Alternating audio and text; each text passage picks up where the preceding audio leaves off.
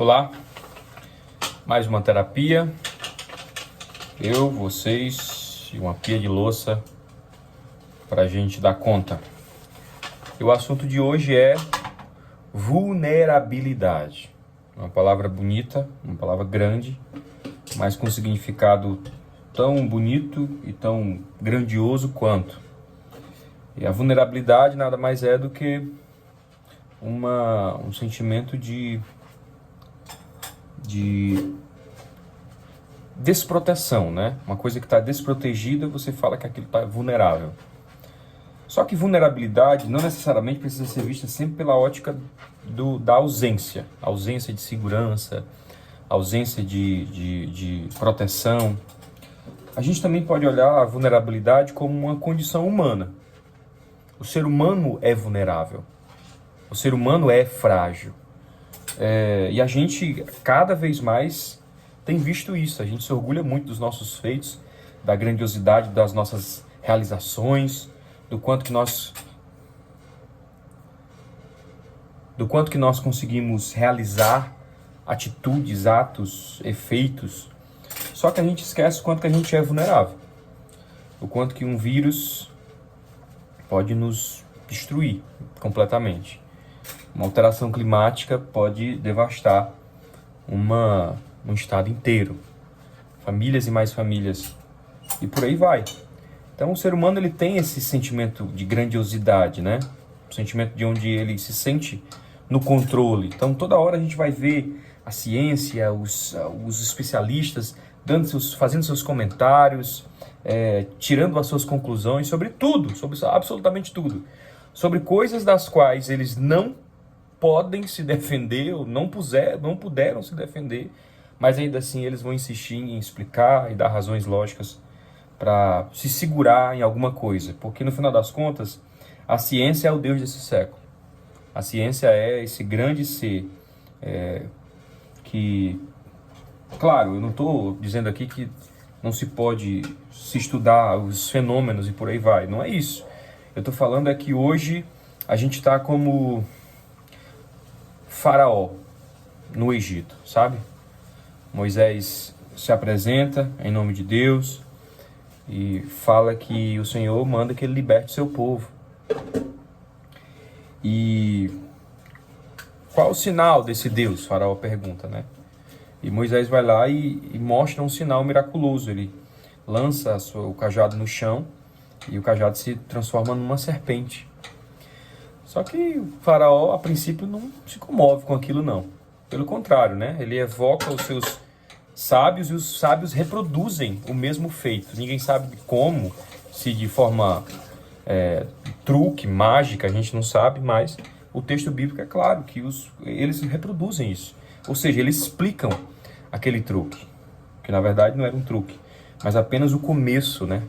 Deus puxando a linha assim para desfiar todo um tapete da arrogância de Faraó. E aí, até certo ponto, os magos conseguem resolver, mas chega um momento onde há de se reconhecer que Deus está castigando o Egito para libertar o seu povo. Deus castiga. E por mais que isso seja para nós uma situação indesejada, Deus castiga. Não porque Deus deteste o homem. Pelo contrário, Deus nos ama. E nos ama muitíssimo. A sua palavra diz que Ele nos ama. E nos ama tanto que Ele escolheu entregar o seu único Filho por amor de nós, suas criaturas, e nos trazer de volta para Ele, para o plano original de Deus. Mas Deus também nos entrega as nossas escolhas. Escolhas certas, escolhas erradas. Todas essas escolhas nos trarão malefícios ou benefícios. Eu não vou entrar nos detalhes, mas o teor da conversa já vai levar você para algum lugar. E a grande verdade é que uma coisa que a ciência, a academia nunca vai conseguir explicar é a lei da semeadura. Porque nesse ciclo virtuoso de plantar e colher, plantar pode ser opcional, mas colher não. Colher é obrigatório. Então nós escolhemos. E quando nós escolhemos, na maioria das vezes, a gente se vê vulnerável. Quem sou eu? O que é o homem?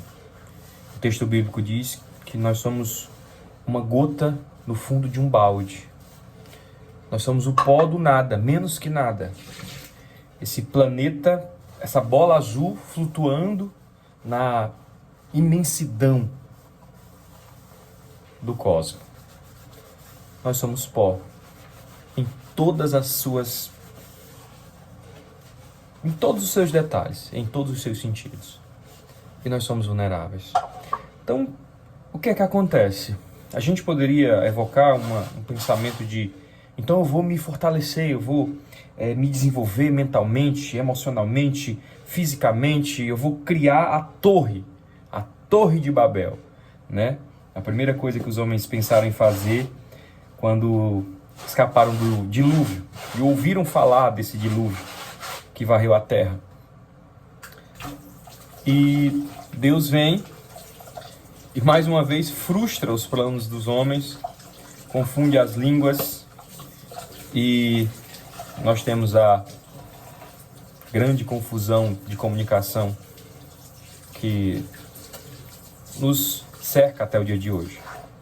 Por quê? Porque vulnerabilidade é uma condição humana e é também uma necessidade.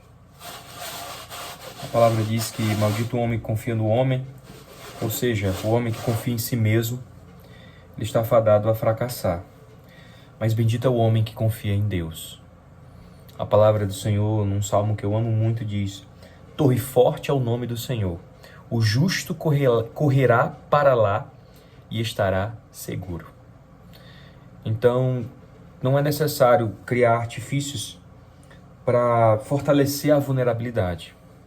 O que nós precisamos fazer é confiar num Deus que é fiel. Um Deus que é bom.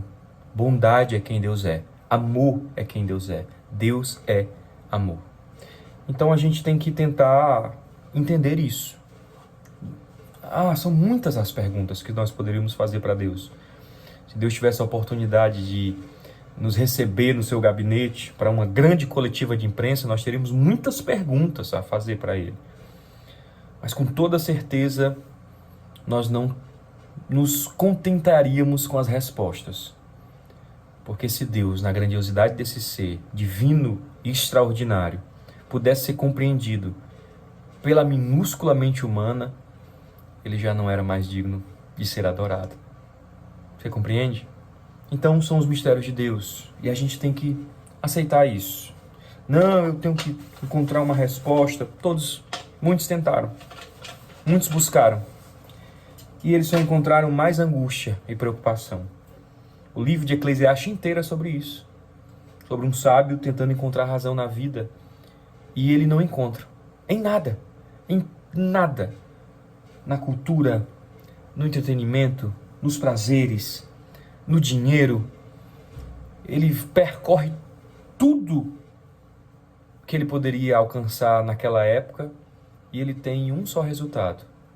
Tudo é vaidade e a única coisa que o homem faz e que isso lhe trará sentido na vida é temer a Deus. Temer a Deus não é ter medo dele, obviamente. Isso é o que a religião nos propõe.